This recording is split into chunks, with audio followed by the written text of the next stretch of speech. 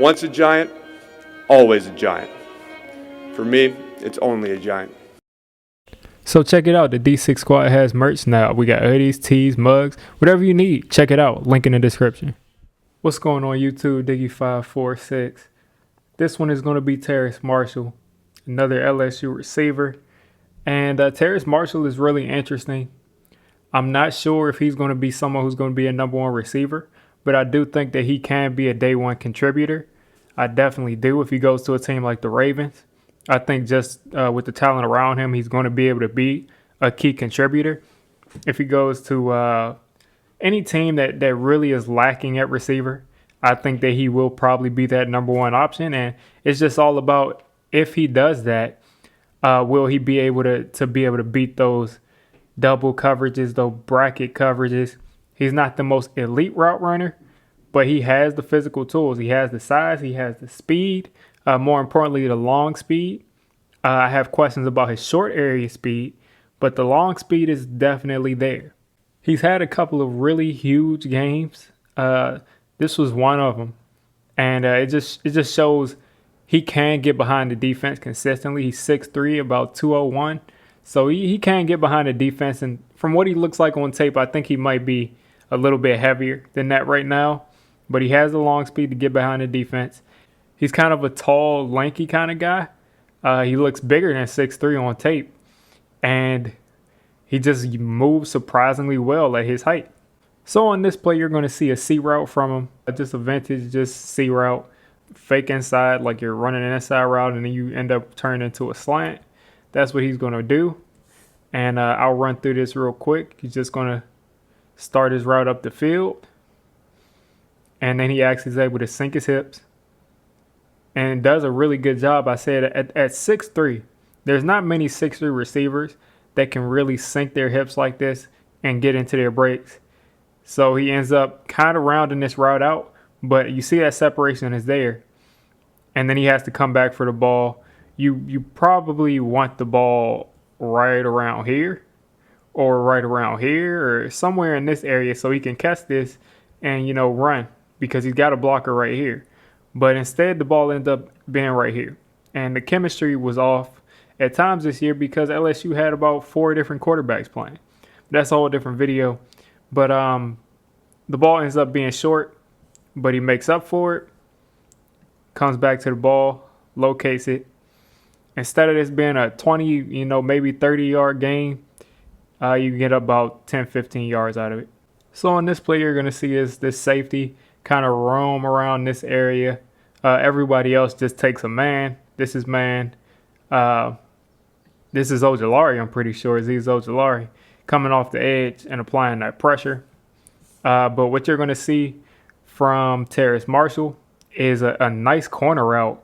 Again, I mean, every time he runs these routes, I'm always just shocked because he looks like such a big body that you just don't expect it. I think he's listed as 6'3", but I'm thinking he has to be 6'4" now. He looks so much bigger. So he turns this corner route into a kind of makes a move inside, gets outside, and he's wide open. I mean, he made that route himself. You got one man on him, and he doesn't do it by just out jumping people and getting over people with his height. He actually gets open with his route running, which is a huge plus. So as I said, he's going to head up the field, kind of make this like he's going up the field for a seam up the middle of the field, and then he sinks his hips. Doesn't get that low again. I mean, he's a big receiver, but he sinks his hips as well as he can, crosses this corner's face, and then he's wide open. So for this next play, this next defense is just a classic cover one, meaning one safety deep, man, man, man, man, man. All of these guys are manned up. So Terrace Marshall was right here in the slot. Terrace Marshall plays a lot in the slot. He plays outside. He can basically run routes from anywhere on the field. He has experience everywhere.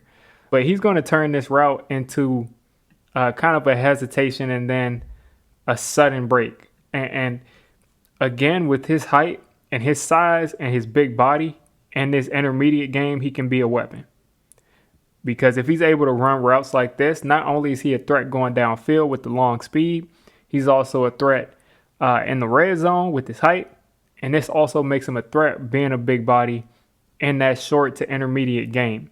So he's going to, like I said, head up the field, make a sudden move to the outside, get open, and then get some nice yards after the catch. So here we go, right up the field. Doesn't really try to sell anything. I mean, he never really tries to sell that he's heading directly up the field, but you see a slight stutter step there, which gets the corner to kind of sit a little bit more. And then we get a hard step inside and then outside release. And right here, he's beat. The corner's beat. And what I like he does is he sticks his foot in the ground. Once he catches this, secures the ball before he starts running, turns back inside. You're not bringing him down. He does not go down easy. He's almost like a tight end in the open field. You're not bringing him down with that shoulder tackle he tried. He's off of him. And then he gets about 10, 15 more yards. And I like I said, like a tight end, he's got people hanging on him. And he gets about, 15, 20 more yards there. So this right here is a disguise zone. But, I mean, at the end of the day, it's a cover 3. This corner is going to drop back. This safety is going to drop back. This corner is going to drop. This corner has the middle of the field pretty much right here. This linebacker has around this area. This linebacker is going to drop for the flat, which is kind of a cover 3 on one side and a cover 2 on the other side. And then you have this guy. He's going to pretty much take up this area. But what happens is this play ends up turning into man because it develops pretty quick. And this corner has to take Terrace Marshall. And a couple of guys have to man up. Zone turns into man when someone's in your zone. So Terrace Marshall here is going to run this slant here.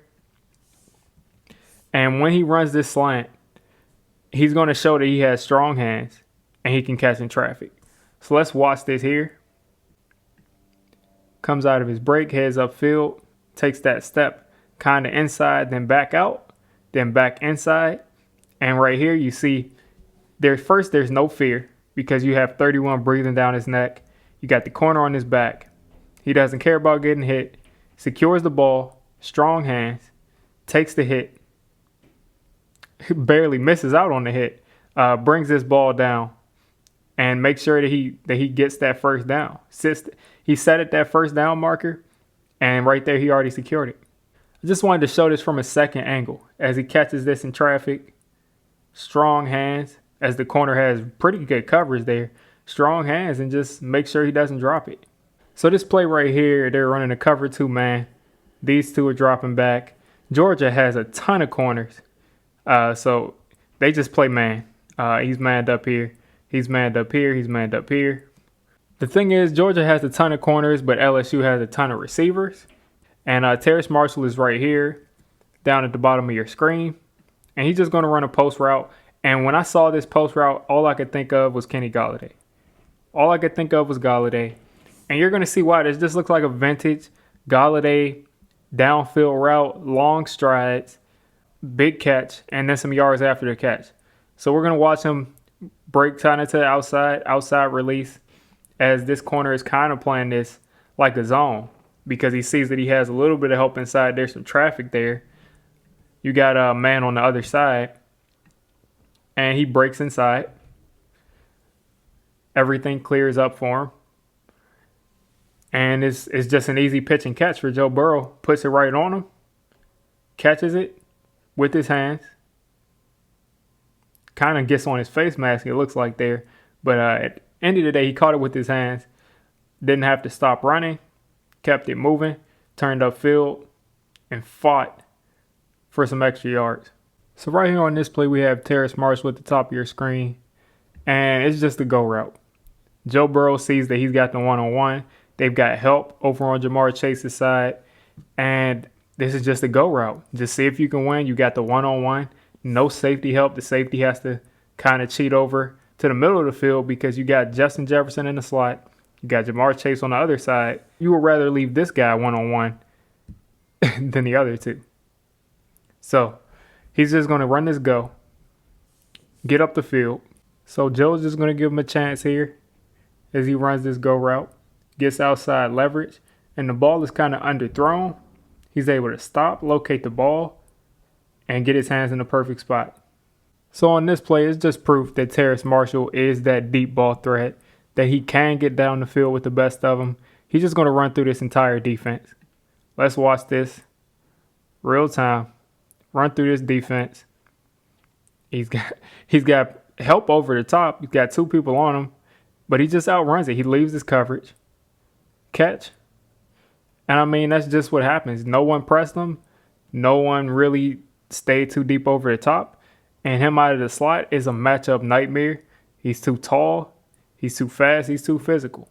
So my final thoughts on Terrace Marshall are, he's a versatile receiver. He can play outside. He can play X. He can play Y. He can play Z. He can, you know what I'm saying? He can literally line up as a tight end. He can line up in the slot. He can line up on the line, off the line. He's a decent route runner. He's a better route runner than you would expect with his size. He's a big physical guy. He's hard to take down. And you can honestly draft him, and he can fit wherever you want him. You can put him in the slot. You can put him outside. You can put him anywhere that you would line up a receiver. And I think he'll produce. I think he'll produce early, especially if he goes to the Ravens. That's my favorite team for him to go to because I think he can, step in day one and be that guy for them. If he comes to a team in the second round like the Giants, I'd be happy with that because we could use the size. We could use that speed. He's not, it's not like he's going to run a 4.3, but he's got that speed to get downfield. My pro comparison for him is Kenny Golladay, but I think he actually might run routes a little bit better than Kenny Golladay. What he lacks is probably Kenny Galladay's short area speed. He probably doesn't accelerate as quick, and he probably doesn't jump as high. So you guys let me know what you think of Terrace Marshall out of LSU. I think he's a good receiver. He's going to go somewhere between the early 20s and early second round. So if you made it this deep into the video, I'm calling you a D6 squad member. If you're a D6 squad member, you got to hit that subscribe button. You got to turn on that notification bell. And listen, I make all kinds of content for NFL teams. So if you're not a Giants fan, don't worry. I'll cover your team. If I'm not covering your team, let me know. And have a good one.